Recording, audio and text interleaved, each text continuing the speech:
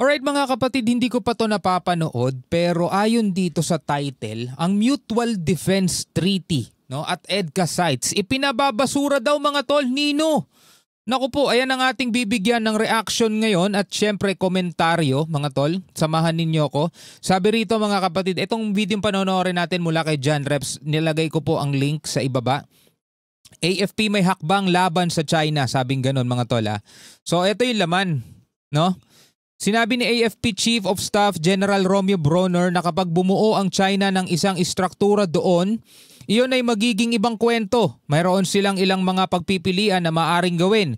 Diplomatically, maaring maghain ng mga protesta pero hindi na sila papayag na maulit ang ginawa ng China sa Mischief Reef mga kapatid. Well, para makuha na lang natin yung buong detalye, panoorin na lamang natin tong video to. Pero bago natin to simulan, huwag mong kalimutan mag-subscribe, click mo na rin ang notification bell para ma-notify ka whenever na may mga bago tayong reaction video tulad nito. At syempre kung sa Facebook ka naman nanonood, syempre huwag mo rin kalimutan mag-subscribe. O kung wala kang subscribe, like, follow na lang mga tol dito sa ating page. No? So wag na natin patagalin pa, panoorin na natin to mga tol. Sinabi ng Armed Forces of the Philippines na hindi papayagan ng Pilipinas ang China na gawing militarisado ang pinagtatalunang Scarborough Shoal sa West Philippine Sea. At kapag bumuo umano ang China ng istrang struktura doon, ayon sa Armed Forces of the Philippines, abay ibang usapan na umano yan at may ilang mga pagpipilian sila na maaari umano nilang gawin. Kaya't para malaman ang buong detalye ay tumutok at makinig na mabuti. Na dapat na talagang ibasura, not just the EDCA, not just the visiting forces, but even the Mutual Defense Treaty. Oh, alam ko na kung sino nagsabi. Dapat nang ibasura maging ang Mutual Defense Treaty. Oh! Sinabi ni AFP Chief of Staff General Romeo Bronner na hindi papayagan ng Pilipinas ang China na gawing militarisado ang pinagtatalo ng Scarborough Shoal sa West Philippine Sea, kung saan kamakailan lamang ay inihayag ng China na gagawing nature reserve ang lugar. Nagsagawa pa ito ng flag raising ceremony at hinigbitan ng pagbabantay ng kanilang mga naval at air assets. Ito nga ngayon yung panibagong hinaharap ng ating bansang Pilipinas. Kung paano mapipigilan itong pinaplanong ito ng China nang hindi tayo lumulusong doon sa, alam nyo na, kaguluhan. Kasi kung hanggat maaari mga kapatid, manatili ang kapayapaan dito sa ating rehiyon, sa West Philippine Sea mga tol, gawin nating lahat ng ating makakaya. Yung ating gobyerno, gawin nila lahat ng kanilang makakaya para hindi na tayo umabot pa doon sa puntong kailangan na nating gumamit ng mga sandata mga tol. Kasi syempre walang may gusto nun. Lalong-lalo na mga kapatid, wala sa posisyon ng ating bansa para pumasok sa ganyang klaseng kaguluhan. Kasi alam nyo naman kung anong problema kinakaharap ngayon ng ating bansa. Dito sa loob. Sabi nga kahapon, di ba, dun sa reaction video natin kay Secretary Gibo, wala daw mga nakadeploy na army doon sa may Palawan kasi meron tayong kakulangan sa ating mga sundalo. Diba? Kung kulang na nga tayo para deployan yung mga isla o yung mga lugar dito sa ating bansa, anong isasabak natin dyan kung sakasakali? Dahil bukod sa mga tauhan mga tol, kulang din ang ating bansa sa asset. Huwag kayong magalit sa ating AFP. Lahat ng paraan ginagawa nila. Wala naman sa kanila ang pagkukulang mga tol Alam nyo na kung nakanino, di ba? So kailangan mga kapatid, suportahan na lang natin kung ano yung kanilang ginagawa. Diba? Hindi kasi lahat mga tol na dadaan talaga sa pakikipagpasag ulo lahat. Hindi ganoon, hindi yun ang tamang paraan. Diba? Tuloy natin. Sinabi ni Bronner na ang Pilipinas ay palalawakin pa ang saklaw ng malakihang joint military exercises upang isama ang higit pang pagsasanay sa mga bansang may kaparehong pag-iisip na higit sa tradisyonal na kaalyado nito. Diba? Yun yung kailangan natin ngayon. Kasi kung aasa lang tayo sa sarili natin at hindi tayo makikipag-alyansa sa ibang mga bansa na willing din naman tulungan tayo mga tol, ano na lang mangyayari sa atin? Kaya kanina kung nakarinig nyo yung sinabi, dapat daw basura na yung mga EDCA, lalo-lalo na yung Mutual Defense Treaty natin. Sinong may katinuan ang mag-iisip nun na yung mga tipong tumutulong sa atin, mga kaibigan natin, kaalyado, itataboy pa natin? Di ba? Naku po, limbawa na lang ikaw may personal kang problema. 'Di ba? Maraming gustong tumulong sa iyo, willing na suportahan ka. Itataboy mo ba yung mga 'yon? 'Di ba? Ang Estados Unidos. Pipigilan anya ng Pilipinas ang anumang hakbang ng China na gawing militarisadong lugar ang Scarborough Shoal tulad ng ginawa ng China sa Mischief Reef noong 1995 kung saan una silang nagtayo ng maliit na istruktura. O, 'di ba? Ito lang yung tinatayo nila dati. Mga ganyan lang. Pero tignan nyo ngayon kung ano na itsura ng Mischief Reef. 'Di ba? Ngayon yung sinasabi nila magtatayo daw sila ng nature reserve dito sa Bajo de Masinloc. Maniwala pa ba kayo doon? Siyempre pagdating ng panahon mga kapatid, ganun na rin ang mangyayari. Ginawa na nga nila ng ilang ulit na Reef noong 1995 kung saan una silang nagtayo ng maliit na istruktura na kunwari ay pahingahan ng mga mangingisda, hindi lang Chino kundi maging mga Pilipino at iba pa kapag may masama umanong panahon. Ngunit katagalan, abay isa na itong malawak na military base. Ito na itsura ngayon, no? Kita niyo itsura dati, 1995, ganun lang, tas ganito na ngayon. Yung 1999, nagsadsad tayo ng barko. Ganun yung itsura nun. Ngayon, tignan nyo itsura, di ba ganun pa rin? Mas lalo lumala nga kasi nung isinadsad yun, gumaandar pa. Ngayon, bulok-bulok na. Samantalang sa kanila, nag-upgrade sila ng ganito. Well, alam naman nating mayaman ng bansa nila. Pero ang punto lang dito mga tol, di ba? Hindi pwedeng hindi pwedeng hayaan natin kasi unang-una nasa loob yun ng exclusive economic zone natin. Na ipanalo natin yan mga tol sa 2016 Arbitral Award. Diba? Kaya nga dapat gawin ng gobyerno lahat ng kanilang magagawa para dyan sa usaping yan.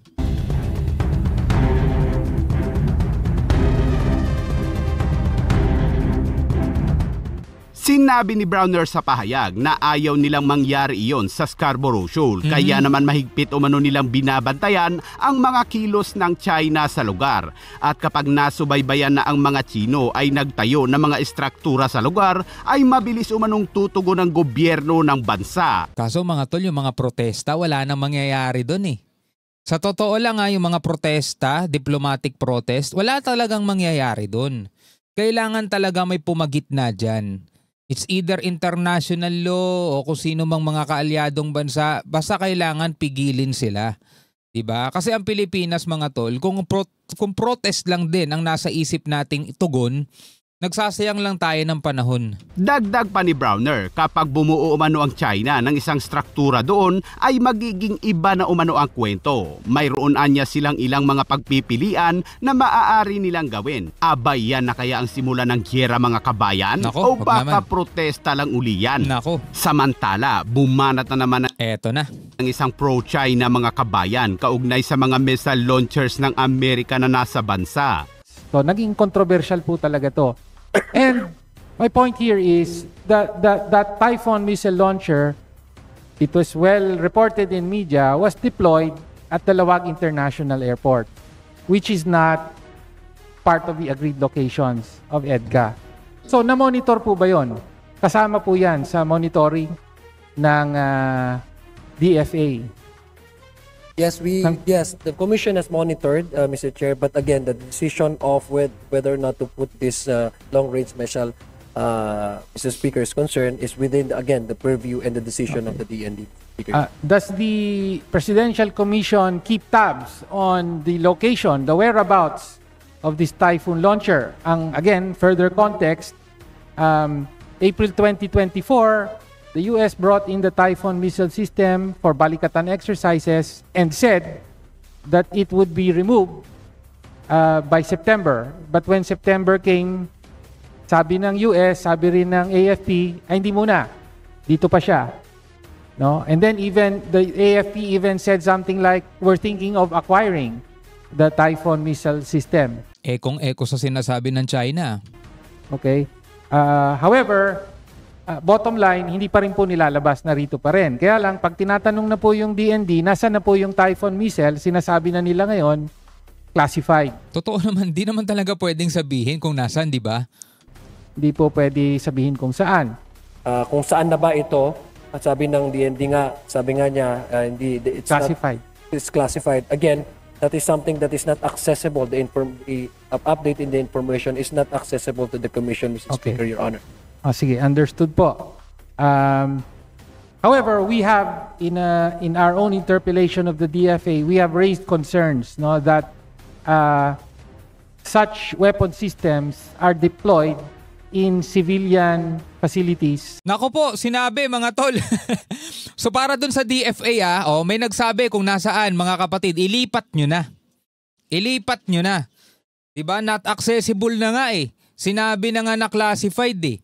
Bakit ipinapublic? Kung alam mo kung nasaan, dapat hindi mo na pinapublic. Kasi for safety reason yun kung bakit ayaw ipaalam ng Department of National Defense kung nasaan yun.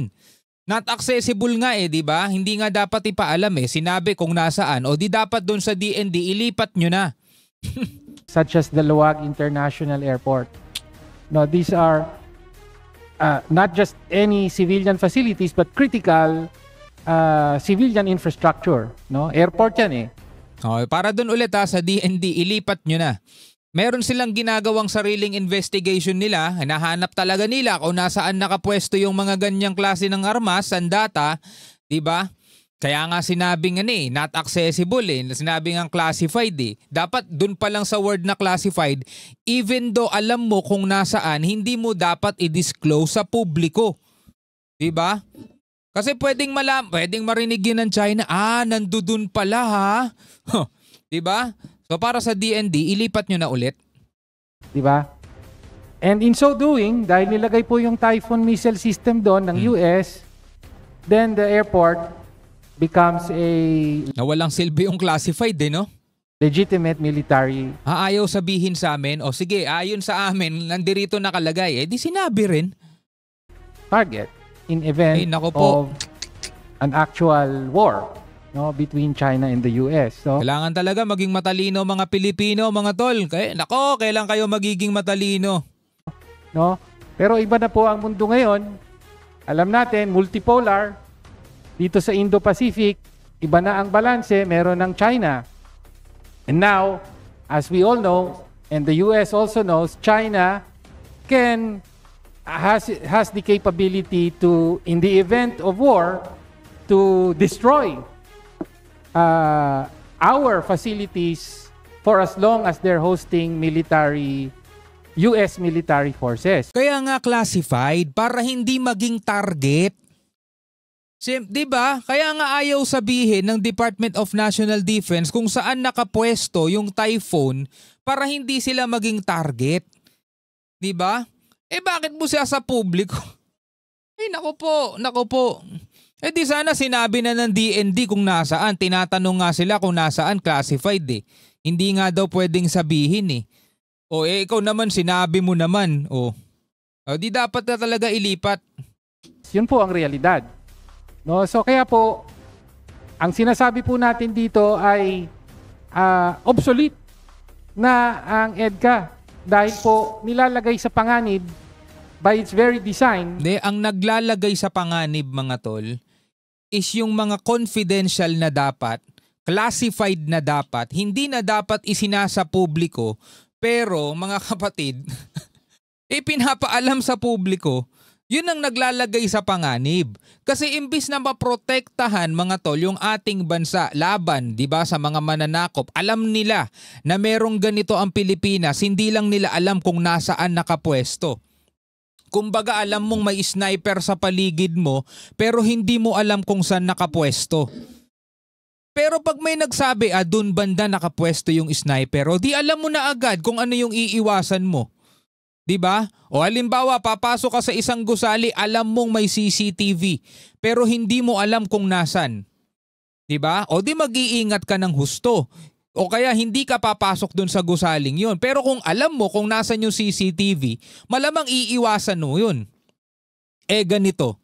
Sinabi na nga ng DND classified, not accessible yung information na yan.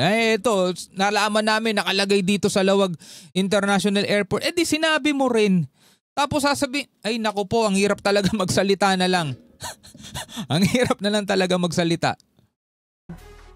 That it allows the US military access to our key economic infrastructure, dapat nang pinalalakas po ang argumento na dapat na talagang ibasura ang Nakakahiya sa taong bayan. Not just the EDCA, not just the visiting forces, but even the Mutual Defense Treaty. Dahil po, in a multipolar world, no, kailangan talaga genuinely independent ang foreign policy natin, hindi nakatali. Our foreign policy cannot be Kung meron lang sanang kapangyarihan lumusot ang aking kamay, my goodness. Ay naku po. Kumbaga parang, sige, pag pinutol na natin yung Mutual Defense Treaty, mga tol, what if mga kapatid, no, may manakop sa atin? Wag naman sana, no, may manakop sa atin. Hindi na tayo makakahingi ng response kasi wala nang Mutual Defense Treaty. Tayo-tayo na lang mga kapatid, o ready na ba kayo? Eto, hindi ko alam kung saan siya pupunta eh. Baka pagdating nung panahon na yun, mga tol, lumipad lang din to na papuntang ibang bansa eh. Bahala kayo dyan, basta nagawa ko na yung trabaho ko. Natapos ko na yung Mutual Defense Treaty. Yun lang naman ang gusto ko eh. Diba? Ay naku po. Effectively subordinated to the Indo-Pacific strategy of the US against China. No? Kaya po naiiba tayo sa mga kapitbahay natin katulad ng Malaysia at Indonesia. Ang trato sa atin para tayong tuta ng kano in the same way. Indonesia, Malaysia, hindi kasi ganun kabigat ang korupsyon sa kanila. Hindi, yung Indonesia, ano rin yun, may matinding korupsyon din yun mga tol. Pero napapalakas nila yung puwersa nila. Sa atin mga tol, mahina puwersa natin eh. Diba? Kasi may korupsyon sa atin pero sobrang lala. Baka nga mas malala yung korupsyon natin kaysa dun sa Indonesia eh. Medyo mas malala lang talaga yung mga tao dun. Nung nakaraan, di ba, nagkagulo dun sa kanila. Yun nga ata yung ginagaya ng Pilipinas eh, yung Indonesia at saka yung Nepal eh, di ba? Pero may corruption din dyan. Wala naman sigurong bansang walang corruption eh. So, nasobrahan lang talaga rito sa Pilipinas. That that Laos and Cambodia in ASEAN are perceived as mga tuta ng China. No? Alright mga kapatid, ang ganda lang yung video ni John Reps. Pero yun nga, no, medyo sumakit ang batok ko. Ay, naku po. Hindi ko alam kung ano ang salitang pwedeng sabihin mga kapatid, pero kung nakikita ninyo kung ano yung nakita ko at kung naiisip ninyo kung ano yung naisip ko, bahala na lang kayo, no? Anyway mga kapatid, bilang mga Pilipino, ano ang inyong masasabi rito sa ating natunghayan mula rito sa napakagaling na mambabatas na to? Comment na lamang kayo sa ibaba. Hanggang sa muli, ako nga pala si Shobaldi. Peace out.